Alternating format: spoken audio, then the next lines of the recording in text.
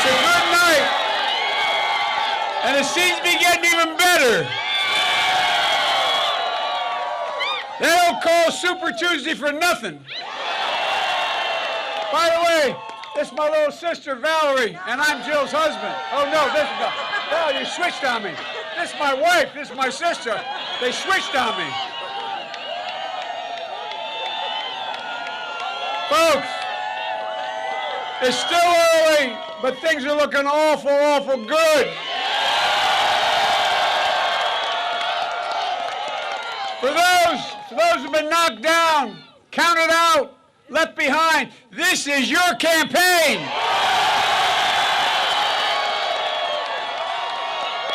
Just a few days ago, the press and the pundits had declared the campaign dead. And then came South Carolina, and they had something to say about it. And we're told, well, when you got to Super Tuesday, it'd be over. Well, it may be over for the other guy. Tell that to the folks in Virginia, North Carolina, Alabama, Tennessee, Oklahoma, Arkansas, Minnesota, and maybe even Massachusetts. It's too close to call. We're still waiting for Texas and California, a few other small states to come in. But it's looking good. So I'm here to report we are very much alive. And make no mistake about it, this campaign that will send Donald Trump packing, this campaign is taking off. Join us. For those folks, listen, go to JoeBiden.com. Sign up, volunteer, contribute if you can. We need you, we want you, and there's a place for you in this campaign. People are talking about a revolution. We started a movement. We've increased turnout. And the turnout's turned out for us. That can deliver us to a moment where we can do extraordinary, extraordinary things. Look. Our agenda is bold, it's progressive, it's a vision where health care is affordable and available to everybody in America. Where we bring drug prices down under control with no more surprise billing. Access to hospitals in rural areas as well as urban areas. Access to care. A bold vision where we invest billions of dollars to find, and I promise you, cures for cancer, Alzheimer's, and diabetes. Standing up to and beating the NRA and the gun manufacturers. And leading the world to take on the existential threat of climate change. I'm going to start by rejoining an outfit I helped put together, the Paris Climate Accord, and we're going to move it a long way. A country where the quality of education will not depend on your zip code. Where we triple funding for low-income school districts, providing raises for teachers, full-time school for 3, 4, and 5 years old, and increasing exponentially the prospects of their success. Free community college, providing credentials for every job of the 21st century. And significant reduction in the cost of going to college and your student debt. If you volunteer, you pay nothing. Folks, we can do this. And let's get something straight. Wall Street didn't build this country. You built this country. The middle class built this country. And unions built the middle class. And the neighborhoods we come from, the three...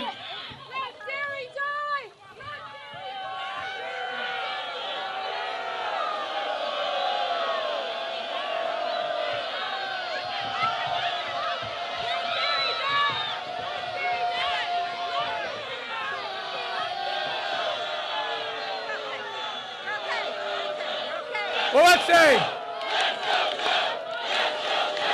We're going to go. Look. The middle class is getting clobbered. The middle class is getting clobbered. Too many people in the neighborhoods that Jill and Val and I grew up in. So they're getting hurt. They're badly hurt. And guess what? They're the places where we come from, many of you come from. It's where we were raised. The people, they're the reason why I'm running. There's the reason why I'm a Democrat in the first place. These are people who build our bridges, repair our roads, keep our water safe, who teach our kids. Look, who race into burning buildings to protect other people, who grow our food, build our cars, pick up our garbage, our streets, veterans, dreamers, single moms. And by the way, every dreamer, have hope because I'm coming and you're not going anywhere. And we're going to provide a pathway for 11 million citizens. If the other guy had voted for well, I shouldn't get into that. I won't get going. Look, the iron workers, the steel workers, the boiler makers, the plumbers, the electrical workers, these are the people that have been forgotten. I agree with you, man. Look, the people Trump forgot, the people I will never forget and I will always remember. Folks, that's why we need an economy that rewards work, not just wealth. Reestablishes the middle class, and this time brings everybody along. Everybody. Regardless of their race, their ethnicity, whether their gender, their disability, their economic state. Democrats, Republicans, Independents, every stripe. Look, like we did in South Carolina, like we did across America today, like we'll do all the way to the White House. Look, that's why I was so proud yesterday being embraced by Amy Klobuchar. We won Minnesota because of Amy Klobuchar. And we're doing well in Texas because of Beto O'Rourke. And that's why I was so proud, so incredibly proud to have Mayor Pete's endorsement as well. There's a man of character, intellect, and courage. And by the way, I was proud to be endorsed by Jim Clyburn. Man, he is something else. Look, our campaign reflects the diversity of this party and this nation. And that's how it should be. Because we need to bring everybody along. Everybody. We want a nominee who will beat Donald Trump. But also keep Nancy Pelosi the Speaker of the House. Win back the United States Senate. If that's what you want, join us. And if you want a nominee who's a Democrat, a lifelong Democrat, a proud Democrat, an Obama-Biden Democrat, join us. Look, this all starts with a revival of decency and honor and character. Trump has fanned the flames of hate and sought to divide us. He's insulted, demonized, and actually just the way he talks about people. He has not a single sense of empathy. He doesn't have any compassion.